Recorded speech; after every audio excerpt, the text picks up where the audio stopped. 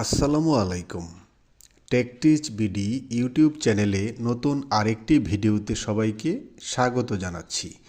আজকের ভিডিওতে দেখাবো ইবতেদায়ী মাদ্রাসার প্রথম থেকে পঞ্চম শ্রেণীর ডাইনামিক এক্সেল রেজাল্ট শিটটি আমার কাছ থেকে কিভাবে ফ্রিতে পাবেন, এতে কি কি সুবিধা আছে আর এটি কিভাবে ব্যবহার করবেন।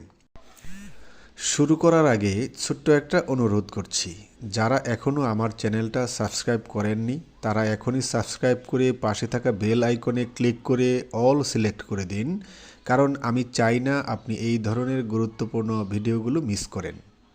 ভিডিওতে আপনার গঠনমূলক কমেন্ট আমার এই পরিশ্রমকে সার্থক করবে। তো চলুন শুরু করি। আপনারা আমার কাছ থেকে মেইলে এই যে এরকম একটি জিপ ফাইল পাবেন। এই জিপ ফাইলটি আপনারা এখানে সরাসরি ওপেন না করে প্রথমে ডাউনলোড করবেন। এই যে আমি ডাউনলোড বাটনে ক্লিক করলাম। ডাউনলোডে ক্লিক করলে সাথে সাথে ফাইলটি ডাউনলোড হয়ে যাবে। ডাউনলোড হয়ে গেছে। এখন আমি যদি ডাউনলোড ফোল্ডারে যাই তাহলে পাবো এই যে রেজাল্ট শিট। এই রেজাল্ট শিটটিতে রাইট বাটন ক্লিক করলে এখানে পাবেন এক্সট্রাক্ট অল। এই এক্সট্রাক্ট অলে ক্লিক করলে আপনাদের এখানে ব্রাউজ করে দেখিয়ে দিতে হবে কোন ড্রাইভে কোন ফোল্ডারে সেভ করবেন। ব্রাউজ করে আমি দেখিয়ে দিচ্ছি আমার কম্পিউটারে ডি ড্রাইভে এক্সাম রেজাল্ট এই ফোল্ডারের ভিতর এখানে মাদ্রাসা নামে আর একটা ফোল্ডার আছে, এই ফোল্ডার সিলেক্ট করে দেখিয়ে দিলাম। এখানে আমার ফাইলগুলি এক্সট্রাক্ট হবে, মানে আনজিপ হবে। তো আনজিপ হয়ে গেল আমার রেজাল্ট শিট। আপনারা আনজিপ হওয়ার পরে এরকমভাবে দেখতে পাবেন প্রথম থেকে পঞ্চম শ্রেণী পর্যন্ত এরকম 5টি এক্সেল ফাইল। এই একটা ফাইল আমি এখান থেকে ওপেন করে দেখাচ্ছি। আমি ইবতেদায়ী প্রথম শ্রেণীর ফাইলটি ওপেন করলাম। এখানে আছে প্রথমে ডাটা শিট। এখানে আপনারা দেখতে পাচ্ছেন নিচে 3টি শিট আছে। প্রথমটা হচ্ছে ডাটা শিট, তারপরেরটা হচ্ছে রিপোর্ট মানে রিপোর্ট কার্ড, তারপরেরটা হচ্ছে মেরিট লিস্ট। তো আমি প্রথমে ডাটা শিট সম্পর্কে একটু আলোচনা করছি। ডাটা শিটে প্রথমে রোল বসিয়ে দিবেন, তারপরে নাম লিখবেন রোলের এগেনস্টে, তারপরে হচ্ছে শাখা যদি থাকে বসাবেন, না থাকলে খালি থাকবে, সমস্যা নেই। আমার এখানে সাবজেক্ট আছে হচ্ছে 6টা সাবজেক্ট আছে, 600 নাম্বারের টোটাল পরীক্ষা হবে। তারপরে ঘটাতে আছে উপস্থিতি আপনার টোটাল একটা সেশনে কতদিন টোটাল উপস্থিতি আছে এটা লিখবেন। আর তার মধ্যে এই ছাত্রটা কতদিন উপস্থিত আছে এটা লিখবেন, তাহলে অনুপস্থিত সংখ্যাটা অটোমেটিকলি হয়ে যাবে।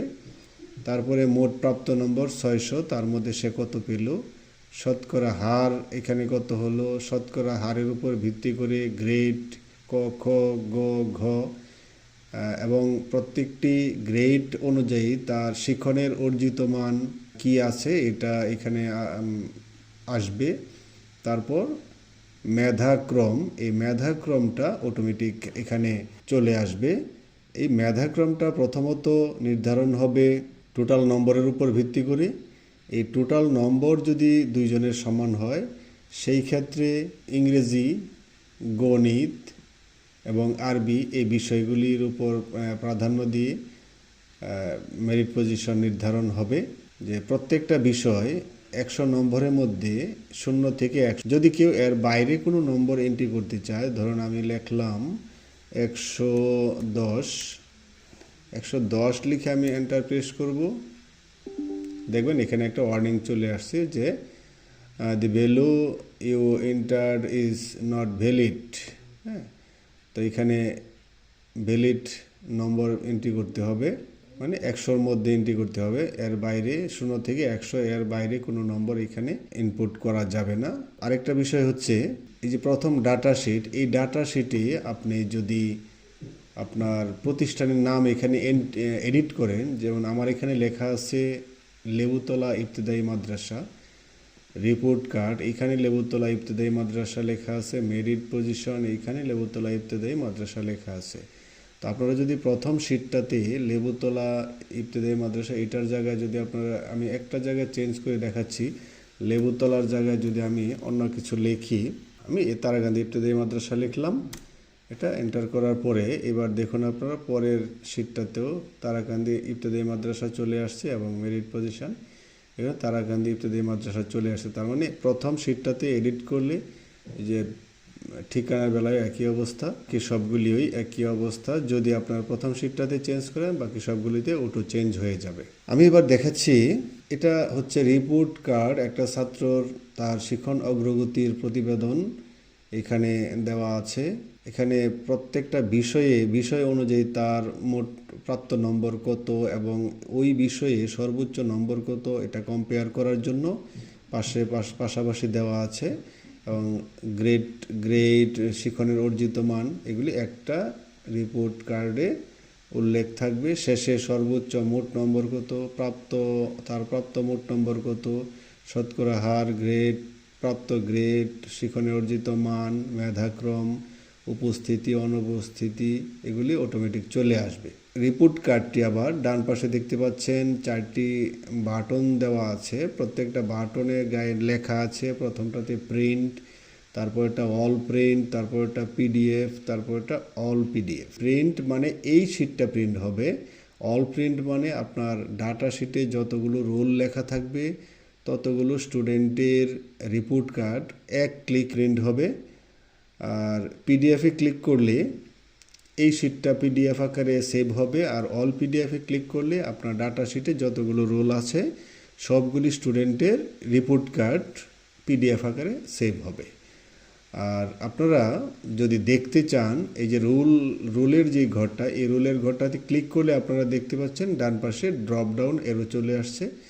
এই ড্রপ ডাউন এরোতে ক্লিক করলে আপনার ডাটা শিটে যতগুলো রোল লেখা আছে ততগুলো রোল এখানে শো করবে।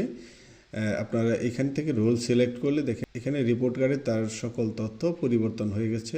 এখানে ইচ্ছা করলে আপনারা কিবোর্ড থেকে রোল লিখে এন্টার প্রেস করলেও তার সকল তথ্য চলে আসবে। তারপর আপনারা একদম নিচে দেখুন শ্রেণী শিক্ষকের স্বাক্ষর, অভিভাবকের স্বাক্ষর এবং প্রধান শিক্ষকের স্বাক্ষরের 3টি বক্স দেওয়া আছে এখানে। এই বক্সগুলিতে আপনারা স্বাক্ষর, শ্রেণী শিক্ষকের স্বাক্ষর এবং প্রধান শিক্ষকের স্বাক্ষর আপনারা স্ক্যান করে বসিয়ে নিতে পারেন। তারপর আরেকটু নিচে দেখুন একটা স্টুডেন্টের প্রাপ্ত নম্বর এবং ওই বিষয়ে সর্বোচ্চ নম্বরের মধ্যে একটা কম্পেয়ার করার জন্য চার্ট দেওয়া আছে। এটা দেখেও আপনারা সহজেই অনুমান করতে পারেন, সহজে বুঝতে পারেন এই ছাত্রর প্রগ্রেস কীরকম।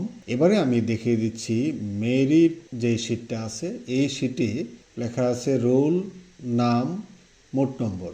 আপনারা যদি ডাটা শিটে এখানে আরেকটা রোল লেখেন তাহলে দেখুন মেরিট লিস্টে যে আরেকটা রোল কিন্তু অটোমেটিক চলে আসছে। আপনারা যদি ডাটা শিট থেকে একটা নাম, এই যে রহিমা নামটা আছে, আপনারা যদি ডাটা শিট থেকে রহিমার নামটা কেটে দেন, রহিমার নামটা যদি কেটে দেন তাহলে দেখুন মেরিট পজিশনে রহিমার নামটা চলে গেছে। মানে এই শিটে সকল তথ্য অটোমেটিকলি চলে আসবে, কিন্তু এলোমেলোভাবে মেধাক্রম নির্ধারণ হবে। এটা যদি আপনারা এক সিরিয়ালি দেখতে চান তাহলে আপনারা এই যে দেখুন না রোল, নাম, মোট নম্বর এই হেডিংটা ঠিক রেখে অ্যাসেন্ডিং করতে পারেন। এই যে দেখুন ডান পাশে উপরে আছে শর্ট অ্যান্ড ফিল্টার, এটাতে ক্লিক করে কাস্টম শর্ট এটাতে ক্লিক করবেন। তারপরে কাস্টমসে ক্লিক করে এই মেধাক্রম শেষ কলামটা যেটা মেধাক্রম সিলেক্ট করে দিবেন। ভ্যালুস ঠিক আছে A to Z আর ঠিক রেখে ওকেতে দিলাম। এখন দেখুন সিরিয়ালি হয়ে গেছে মেধাক্রম। এভাবে আপনারা অ্যাসেন্ডিং করে মেধাক্রম সিরিয়াল করতে পারেন। তৃতীয় শ্রেণীর শিটটা দেখাচ্ছি। তৃতীয় শ্রেণীতে আছে হচ্ছে একটা বিষয় আছে, এখানে টোটাল হবে 900 নাম্বার পঞ্চম শ্রেণীতে। তো পঞ্চম শ্রেণীর জন্য শুধু একটা বিষয় বেশি আছে আর বাকি সব কার্যক্রম আগেরটার মতোই আছে। এবারে আমি দেখাবো আপনারা যদি এই ডাটা শিটটা প্রিন্ট করতে চান তাহলে কিভাবে প্রিন্ট করবেন। আপনারা পুরো শিটটা যেটুকু আপনাদের স্টুডেন্ট আছে এইটুকু পর্যন্ত সিলেক্ট করে তারপরে আপনারা যাবেন পেজ লেআউটে গিয়ে print area, set print area এটা সিলেক্ট করে দিবেন। তাহলে মানে আপনারা যতটুকু সিলেক্ট করলেন ততটুকু প্রিন্ট হবে। এখন আপনারা ফাইলে গিয়ে যদি প্রিন্টে ক্লিক করেন তাহলে একবার সেটিং করে নেবেন। দেখুন সেটিংসের অধীনে প্রিন্ট অ্যাক্টিভ শিট এখানে ক্লিক করে আপনারা প্রিন্ট সিলেকশনে ক্লিক করে দিবেন। তারপরে নিচে আসুন, একদম নিচে দেখুন, এটা লিগ্যাল পেজই ভালো হবে, লিগ্যাল পেজ সিলেক্ট করা আছে। একদম নিচে নো স্কেলিং লেখা আছে, এটাতে ক্লিক করে আপনারা দেখুন feed all columns on one page, এটা ক্লিক করে দিবেন, তাহলে সবগুলি কলাম এক পেজে চলে আসবে। এখন আপনারা প্রিন্টে ক্লিক করলে এটা সহজে পুরো শিটটা প্রিন্ট হবে। এই যে রিপোর্ট কার্ডের ডান পাশে যে বাটনগুলি দেওয়া আছে, এই বাটনগুলি ঠিকঠাক মতো কাজ করার জন্য একদম ফাইল ছাড়া আপনারা এক্সেল শিটটা ওপেন করবেন। ব্ল্যাঙ্ক একটা শিট ওপেন করে আপনারা যাবেন বাম পাশে, উপরে ফাইলে ক্লিক করলে দেখবেন একদম নিচে আছে অপশানে ক্লিক করে দেখুন ডান পাশে পপ আপ উইন্ডো চলে আসবে। এটাতে একদম নিচে দেখুন ট্রাস্ট সেন্টার লেখা আছে, এটাতে ক্লিক করে ডান পাশে দেখুন ট্রাস্ট সেন্টার সেটিং, এইটাতে ক্লিক করবেন। তারপর বাম পাশে দেখুন উপরে আছে ট্রাস্ট লোকেশান, এটাতে ক্লিক করলে আপনারা দেখতে পাচ্ছেন অ্যাড নিউ লোকেশান, এটাতে ক্লিক করে এখানে উপরে দেখুন আরেকটা উইন্ডো চলে আসছে। ব্রাউজে ক্লিক করে আপনারা দেখিয়ে দেবেন আপনাদের এই আমার কাছ থেকে যে রেজাল্ট শিটটি গ্রহণ করেছেন এটা কোন ড্রাইভে কোন ফোল্ডারে রাখা আছে, সেই ফোল্ডারটা দেখিয়ে দিতে হবে। আমারটা রাখছিলাম ডি ড্রাইভে, এক্সাম রেজাল্ট শিট, তারপরে আছে মাদ্রাসা। এই মাদ্রাসা ফোল্ডারটা সিলেক্ট করে ওকে দিবেন, তারপরে শুধু ওকে দিয়ে যাবেন। ওকে দিয়ে গেলে শেষ। তাহলে এইবার আপনাদের কম্পিউটারে এই বাটনগুলি ঠিকঠাক মতো কাজ করবে। আমার কাছ থেকে আপনারা এই রেজাল্ট শিটটি ফ্রিতে পেতে চাইলে ভিডিওর ডেসক্রিপশন বক্সে হোয়াটসঅ্যাপ লিঙ্ক দেওয়া আছে, এই লিঙ্কে ক্লিক করে হোয়াটসঅ্যাপ গ্রুপে যুক্ত হন। তারপর ভিডিওতে কমেন্ট করে হোয়াটসঅ্যাপ গ্রুপে আপনার ইমেল অ্যাড্রেস দিন, আপনারা আপনার মেইলে পেয়ে যাবেন, অথবা হোয়াটসঅ্যাপেও চাইতে পারেন। আজকের এই ভিডিওটি যদি আপনাদের ভালো লাগে, উপকারী মনে হয়, তাহলে আমার চ্যানেলটা সাবস্ক্রাইব করুন আর ভিডিওতে লাইক কমেন্ট করে পাশে থাকুন। আল্লাহ হাফেজ।